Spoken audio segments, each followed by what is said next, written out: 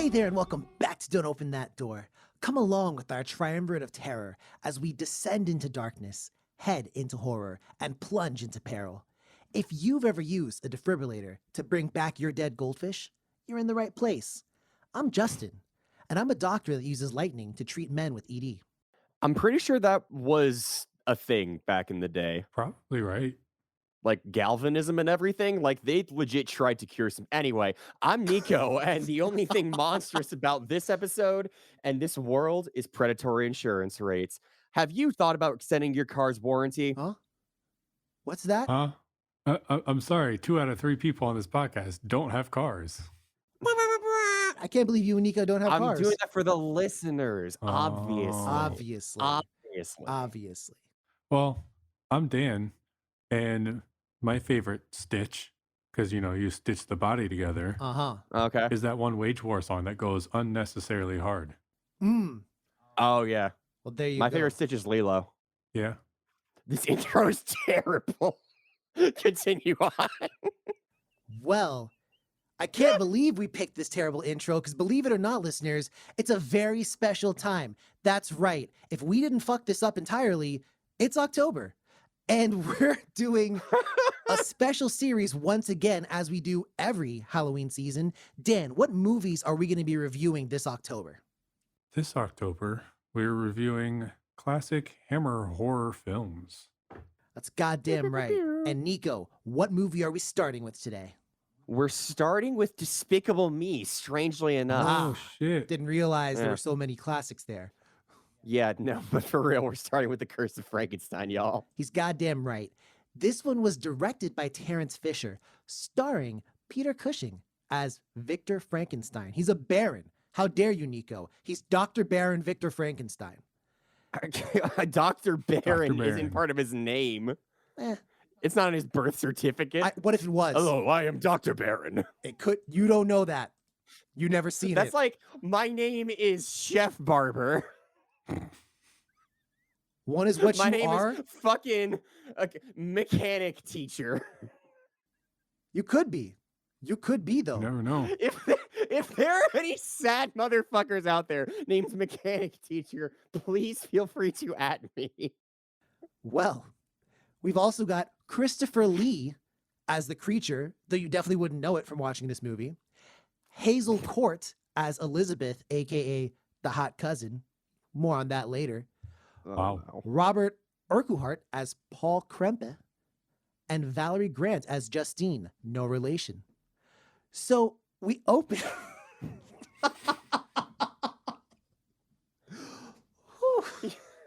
I'm not even gonna dignify that. Go on. So we open with Dr. Victor Frankenstein, and he's languishing in a prison cell awaiting his execution, total downer. He calls for a priest and begins to tell him a story as he feels like he's got to tell someone about the recent horrible events that he has caused, which kind of makes me feel less bad for him. Anyways, at the age of 15, Victor was without a mother/father, so he became the sole inheritor of their estate, as well as the title of Baron. See, it's a title. He then arranged for a tutor in Paul Krempe, and after the two conclude their relationship as student and teacher, they begin to collaborate on scientific experiments. This is when he becomes a Dr. Baron. More on that later. I hate this bit. Dan, what's going on later? Well, later, years later, if you will, the pair succeed in bringing a dog back from the dead. Paul guess is pretty ecstatic about it and thinks of medical uses for dead, recently deceased, but now not dogs. But Victor has more sinister designs. Not satisfied with simply bringing back the dead, Victor wants to actually create dead dogs from life. From not life. Unlife? Paul is hesitant, but Victor goes out grave robbing and pays people for body parts as well. Mm-hmm. Well, eventually, Paul has had enough and ends his involvement in the project, but Victor's hot cousin, Elizabeth, more on that later, comes through, who he's also engaged to, Yeah. more on that later, and Paul stays to protect her from Victor's madness. A bit of time passes, and Victor has all the body parts assembled, like fucking, I don't know, Power Rangers or some shit, Mm. assembled with the exception of a brain. Right, But right. he does have a plan to acquire one. Well, Dan, if I may intercede here to tell you the plan. You see, Victor invites a brilliant professor to his house and then murders him, tries to make it look like an accident, That's a really quick plan. but he murders him, you see. And then he actually ends up having him buried in his family tomb. Like, no one thought that was suspicious. But Paul senses what he's up to, though, and confronts him. The two have a scuffle, and they actually end up damaging the brain. And Victor's kind of pissed off at this, but he's like, fuck it, I'm gonna just keep going with the experiment. Eventually, he succeeds, though, and Frankenstein's creature is born. Okay, note, once again, this is one of my big pet peeves of horror. The fucking monster is not Frankenstein. I hate that shit. When people call the monster Frankenstein, it's Frankenstein's Yeah. monster, it's Frankenstein's Mhm. creature. Get cultured. But Justin, if you read the book, Frankenstein's the real monster. More on Oh. that later. That should just be the name of our fucking podcast. More on that later. We Hey. should just stop the podcast after the synopsis, so there's Just no nothing more. else after this. Nothing no later. I've been thinking about that. But unfortunately for the doctor here, his creature's actually evil as shit and attacks him on sight. Paul shows up and helps Victor, and they subdue the creature, but it breaks loose and kills an old dude in the woods, which is kind of tragic, but not really. Paul then shows up and headshots the creature like he's playing Halo with a bot and kills it. He leaves satisfied that he doesn't have to protect Elizabeth anymore because he's like, I killed the monster, so there's nothing left here. But you already know that's a dumbass idea because Victor's not done quite yet.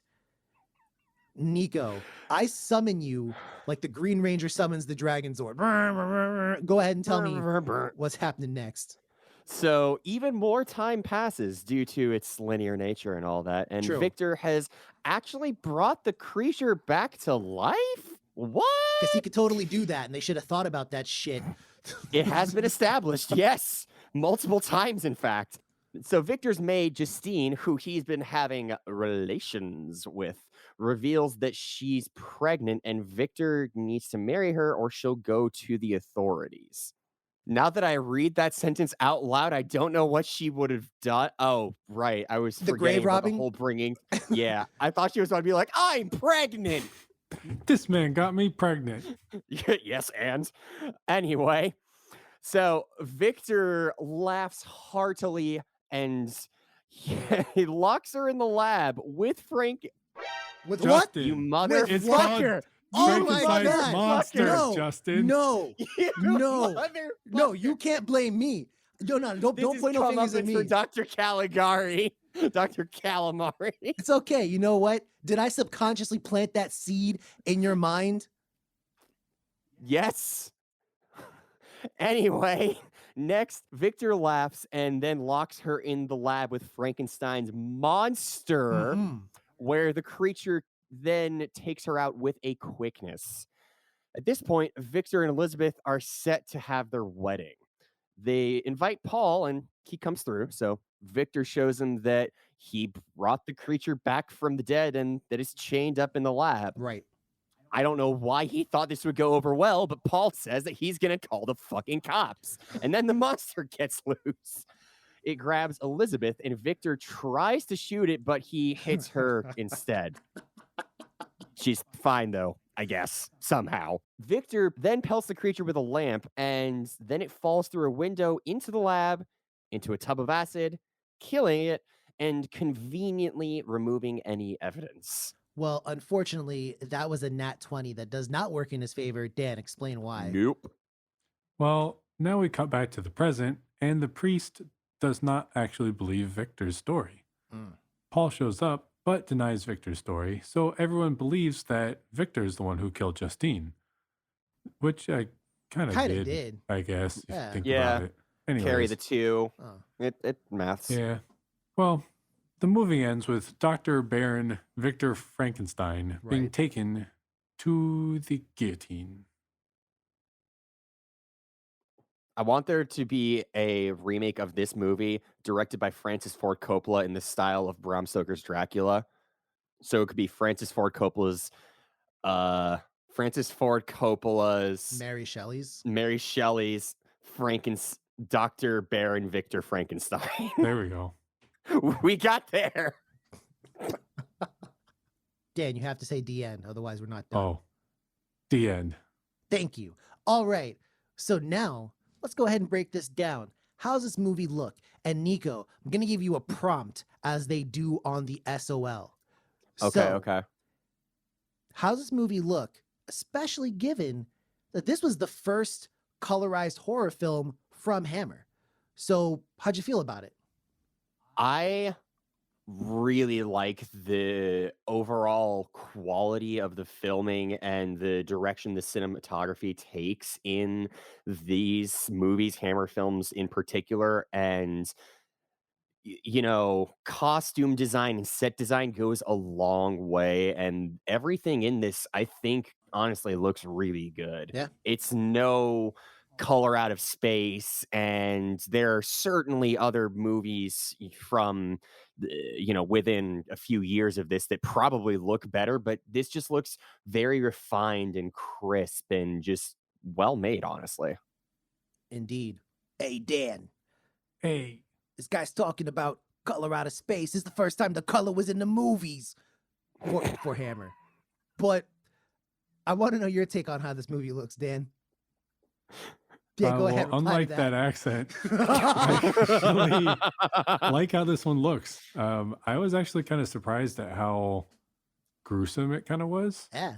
Like, I don't know. Yeah. I wasn't expecting them to like go in as much with like chopping people into pieces. I mean, you don't really get to see that so Right. much, but like heavily implied, and it's like right off of camera. And it's, I don't know. And I thought Frankenstein's monster looked kind of cool, actually.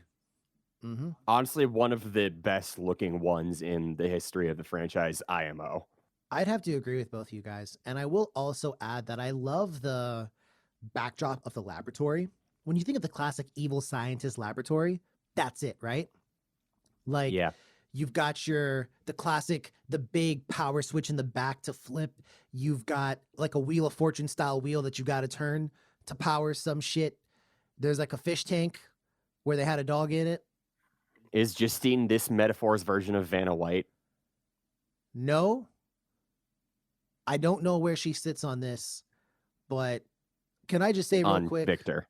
I don't even know how this is possible. Victor seems like he wouldn't care about that shit. And yet, there he is. I mean, he clearly doesn't. True.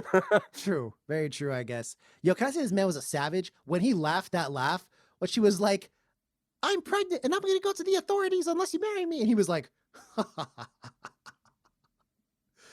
no. It was very Gendo Ikari of him. It was, I was just like, I don't know. I was like, yo, you're a savage for that one. But now we're going to go ahead and jump to the sounds here. I liked it. I thought that it was, for menacing parts, I appreciated the score. It's really classic. And I know that's part of the reason why we're doing a little series here on these Hammer horror films. But I love the classic sounds and stuff like that. And it's like, personally for me, in my kind of watching journey, I've seen a lot of not so classic things recently. So to now see a classic, it's almost like the warm embrace of something. Peter Cushing. Peter Cushing, sure. Dan, more on the embrace of Peter Cushing from you. Well, I would prefer the embrace of Christopher Lee. I but, see. I you see. know, Mm. I like the sound a lot as well. I like the score, and kind of echoing what you were saying. Like, I just really enjoy the quote unquote classic movies for their scores. Yeah. I'm a classical musician, and I just enjoy listening to those. I've always thought that they fit well into movies, Mm-hmm. and I just liked it. I thought it all sounded good. Nico, it's not a classic without Nico. True. You were also on Illmatic. You have a production credit on that, I believe. I do. It's true facts. Yeah, real deep cut, but you're there. So Yeah, don't look that up. Don't. But No one do hey. it. No one do it. He goes by a producer name you never know about him. Trust me, it was another life. But Yeah. what do you got to say about the soundtrack here? It is really first I'd like to echo you both, but it is really telling that I think this company was able to really establish such a hold over this particular aesthetic and this particular vibe Mm. that is present throughout a lot of these. I think the sort of mental image that someone gets when they imagine classic horror is something like this, similar to how when someone imagines, the 80s, they might get one of the later Friday movies or something like that. And like it's just something that really sticks out, and it's just like you were saying, Dan, the classical music really just lends itself to this overall vibe. I'd have to agree with you. I'd have to agree with you. Now, real quick, listeners, I know we are a movie podcast, but occasionally we do discuss books. Yes, books. This right here was a book. This was a book. This kiss. It's Frankenstein. But no, so Monster. nope. Frankenstein's monster wasn't kissing over. Frankenstein sure was. True. You got me there. You got me there. Yeah. So this was a book, and we're gonna turn to Nico, our resident book spurt, as it was. So That works surprisingly well, and I'm a little upset about it. well, last time I called you a bookologist, and I got to keep coming up with different words. So I want to know, having read the book, understood the book, internalized the book, eat, prayed, and loved the book, how does this movie compare to the book? It is mad fucking different. Like I expected as much.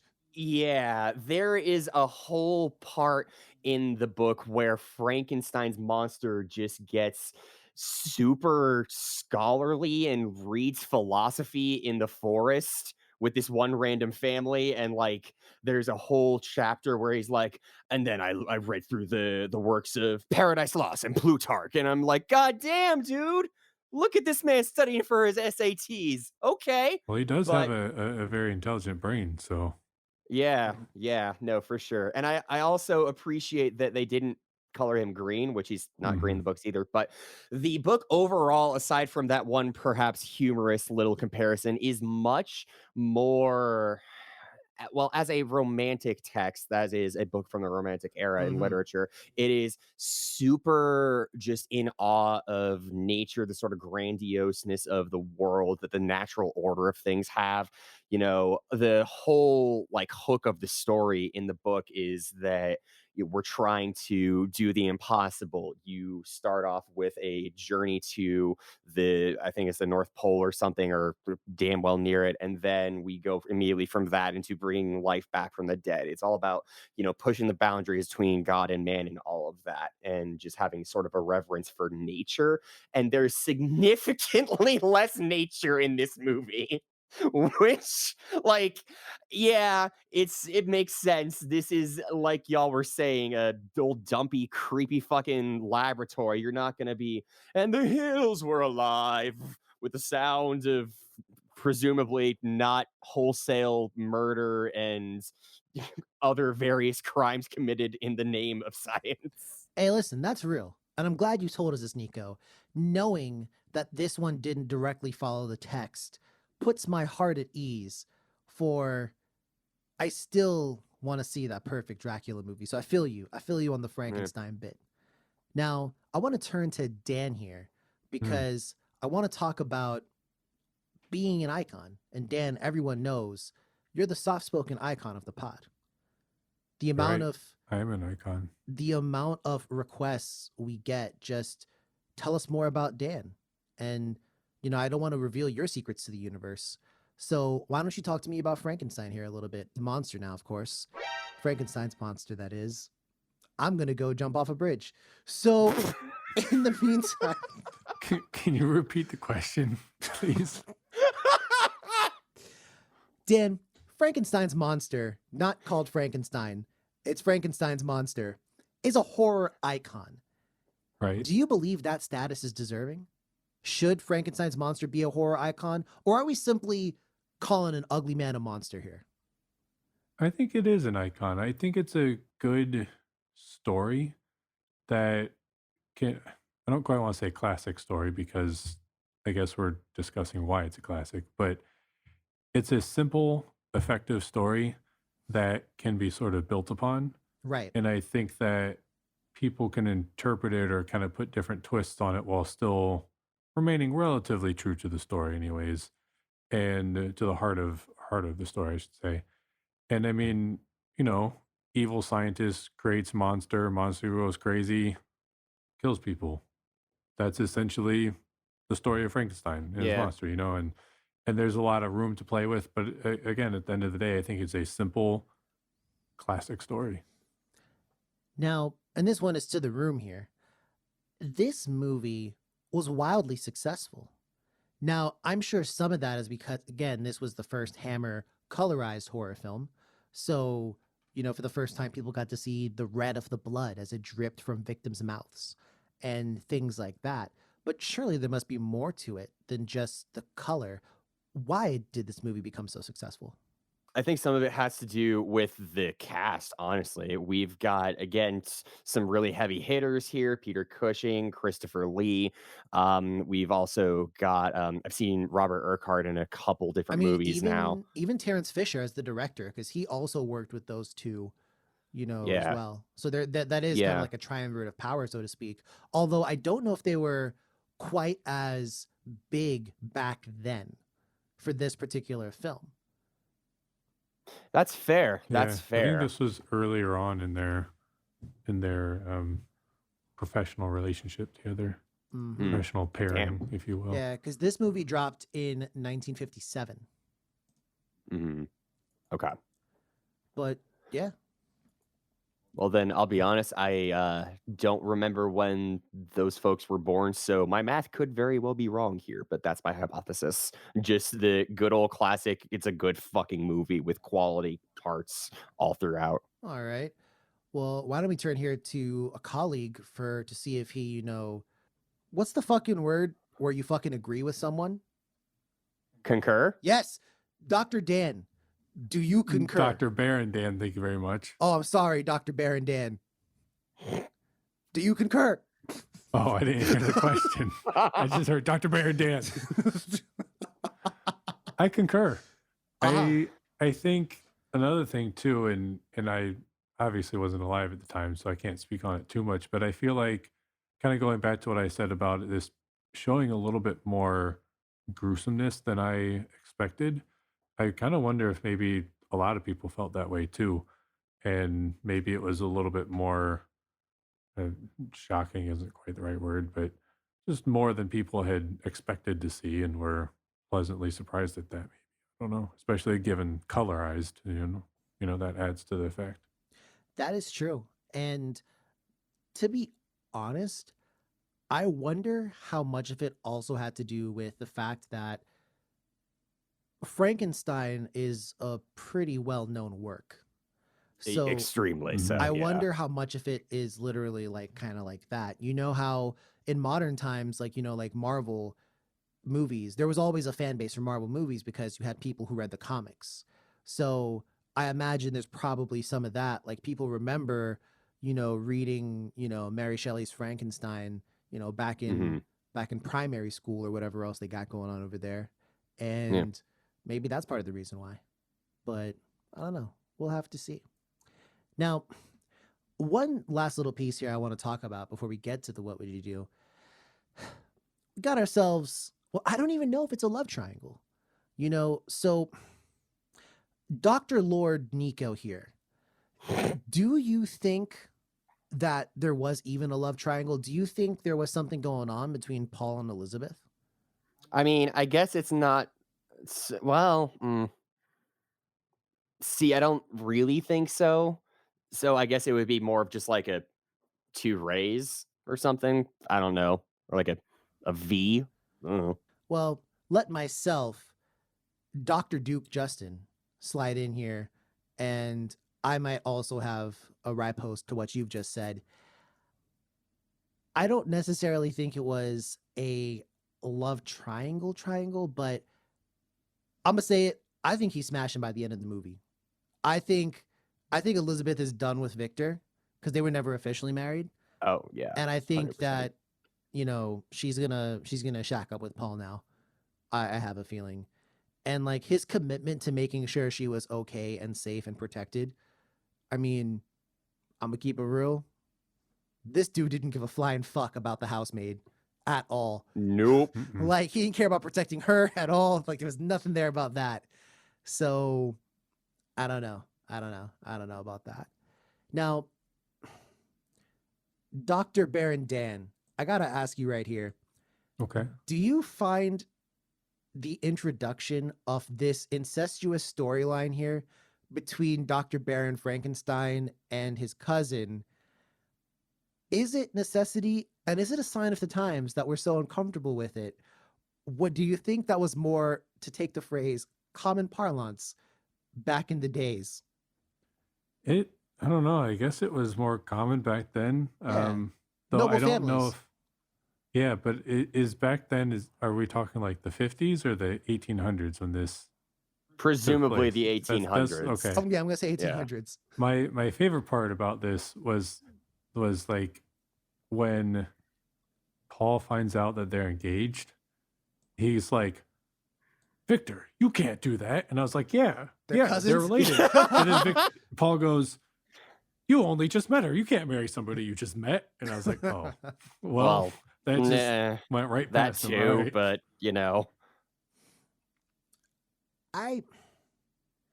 I don't know if it was entirely necessary for there to even be an Elizabeth, like, at all. Like, I feel like her being gone from particularly in this movie.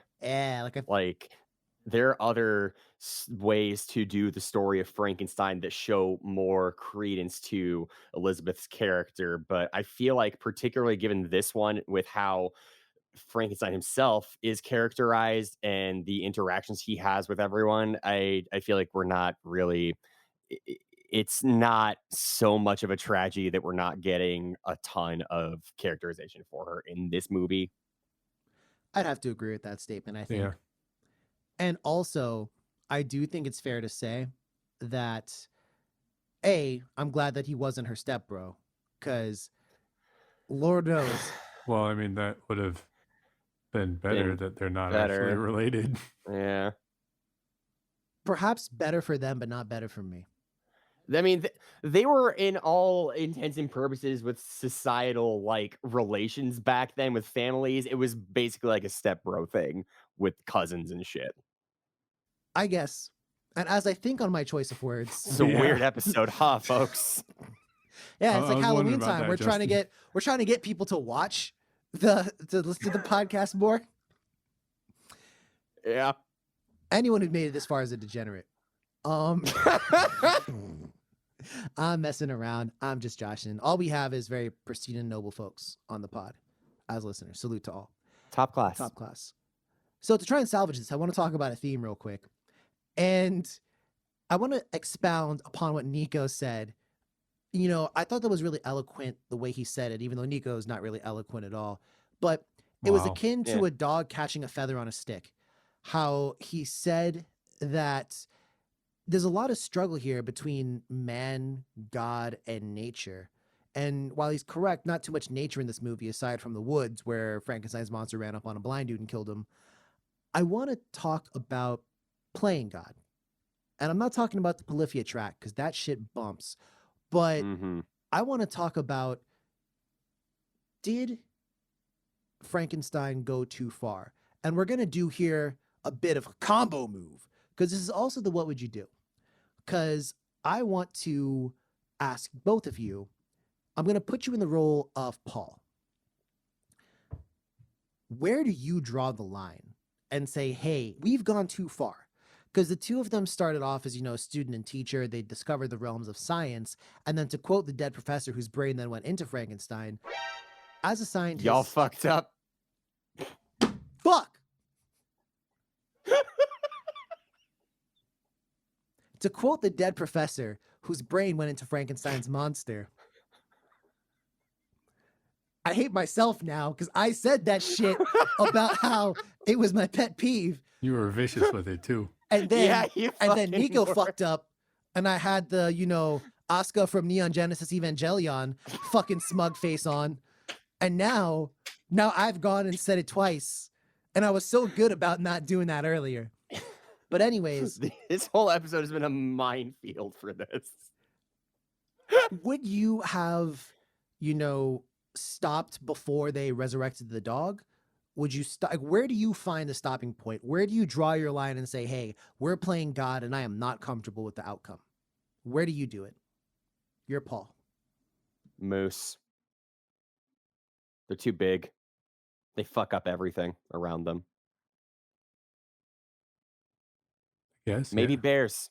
Maybe bears. But like tiny little pets, you bring it back, you bring it back sport. You bring it back spot.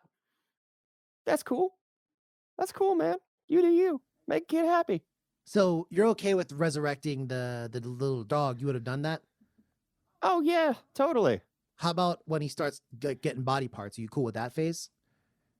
I mean, I might be a little curious, yeah. Or maybe a lot Alright. curious. All right. So where do you draw the line, Nico? Tell me.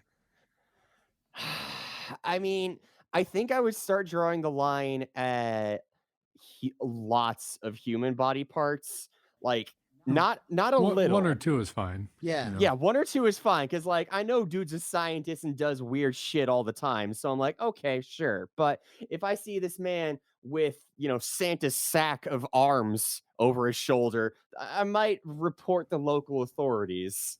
Oh, okay. So you are kind of almost in line with Paul. Paul went a little bit further than you, Yeah. but okay. Okay. Now I'm going to turn again to Dr. Baron Dan here. So, where do you fall on this scale? What makes you uncomfortable? I think I would have resurrected the dog and then regretted it. Regretted it. I think that in hindsight, I would have gone, wait, no, resurrecting the dead, even a dog, is too far. But I definitely would have stopped at like, hey, I'm collecting body parts. Like, I don't give a fuck if you just chopped off some dead dude's hand and left with it. I'd be like, nah, bro, that's too far for me. I agree. Also, I got to say this because it has never been said in human history and it may never be said again. But I think from now on, if you bring back your regret, it should be called regresurrect.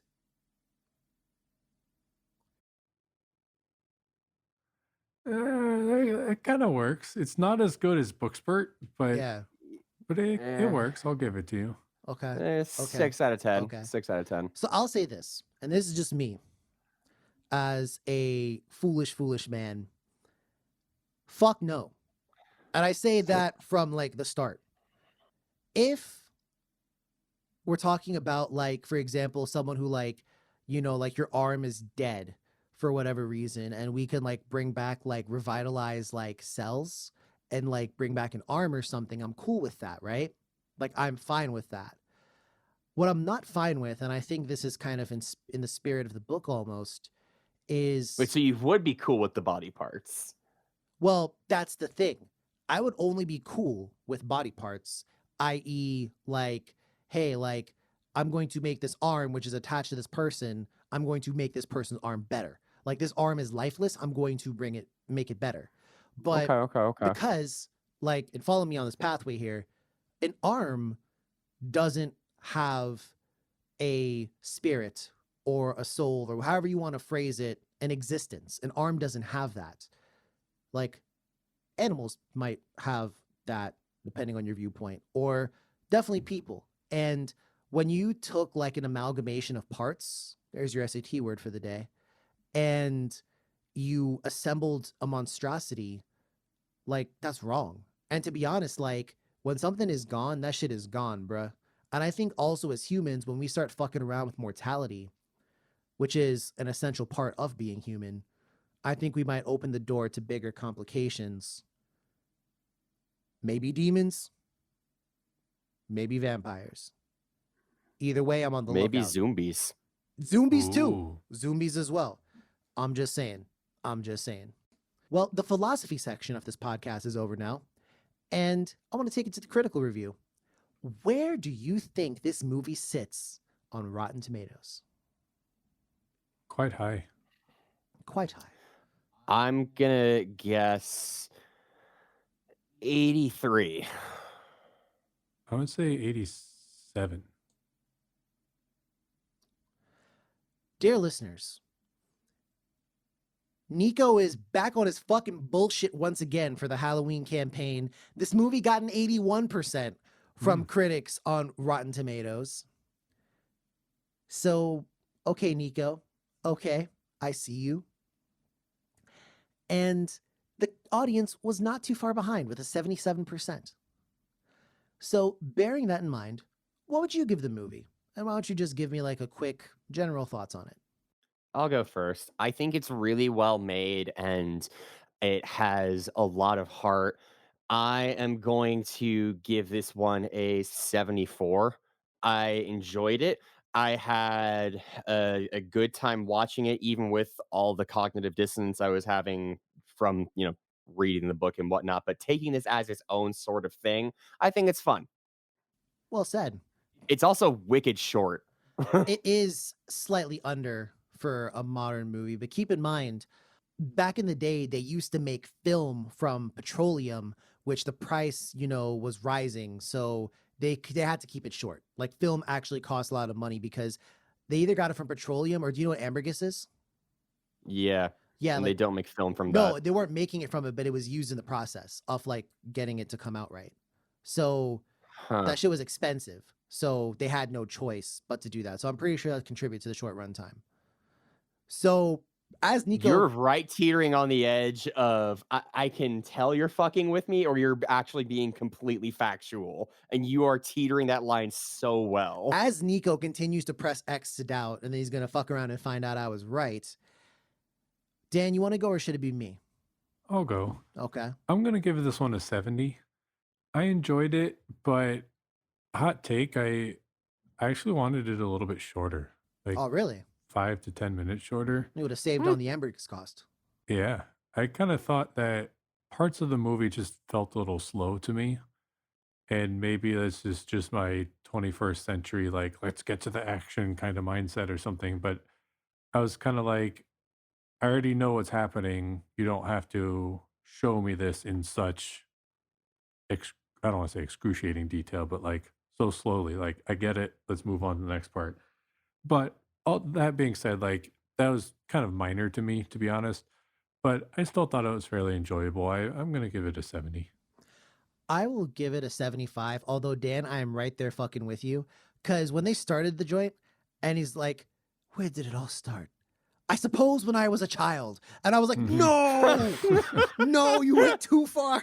I was like, damn it, you should have started from the lab. I need to know about your childhood.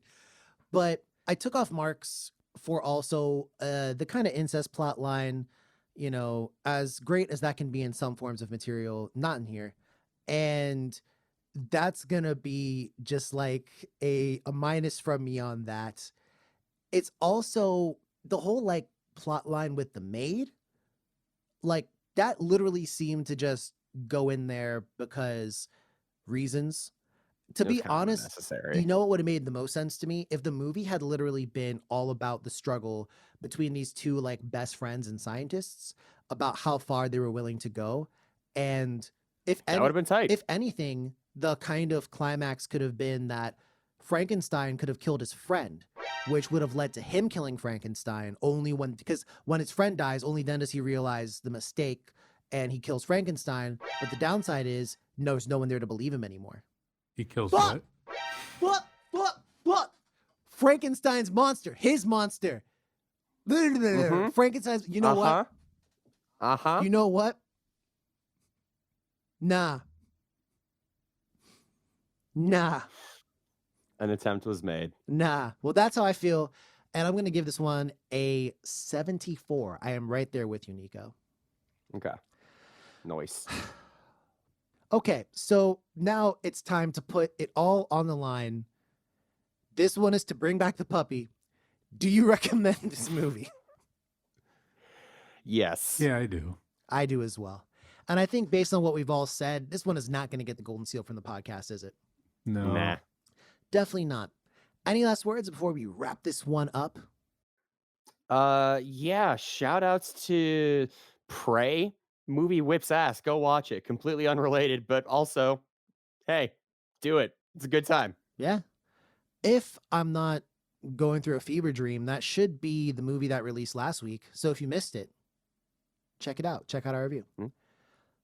So, yeah, if you like what you've heard, or you want to talk to us about Hammer horror or anything horror related or horror adjacent, or you just want to talk to us about how cool I am, no sweat. We're on Twitter and Instagram at DOTD Horror. We're also on Facebook. That's Don't Open That Door. Plus, you can catch everything we've done on our website. Of course, that's dotdhorror.com. And if you like what you Please rate hear, our shit high. like Nico says, give our shit a high rating so we can amalgamate like Frankenstein's monster. You get it? Yes. I just wanted to say yes. Frankenstein's monster and end on a good note on that. So, yeah. But wasn't it Frankenstein who was doing the amalgamating? Yeah. The monster was just there. He was amalgamated. Yeah. You know there was a DC Marvel crossover between Batman and fucking Wolverine where the two of them merge into one called Amalgam? That's so unnecessary. So he's a billionaire and he's Canadian and his parents are dead. I'm not sure because that came out when I was a real wee youth and I couldn't read the comic, but I just saw the picture and that image has haunted me to this day. So, Huh.